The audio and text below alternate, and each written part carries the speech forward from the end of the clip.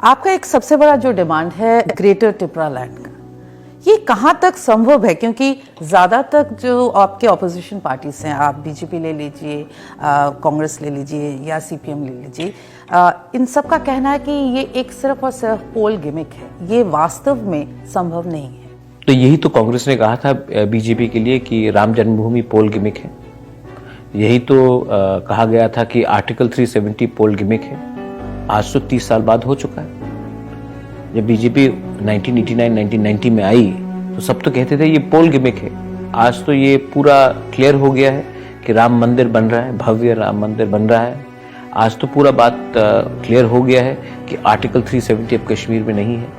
तो जो लोग इसको पोल गिमिक बोलते हैं, अगर आप अपने सोच में कायम हैं तो वो एक दिन पूरा होता है। तो इनको जो बोलना है बोलने दीजिए।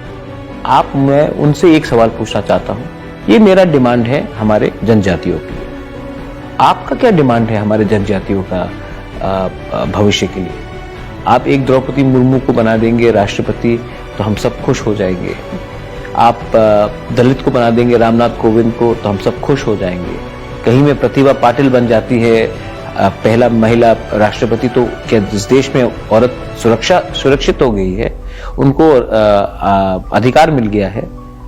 आपने ज्ञानी जैल सिंह को बनाया, उसके बाद सिख राइट्स में सिखों का गला नहीं काटा गया।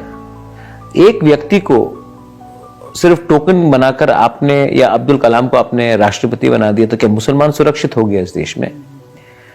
आप एक व्यक्ति को या एक महिला को ऊपर का मुकाम देकर आपको लगता है कि पूरा समाज का कल्याण होता है?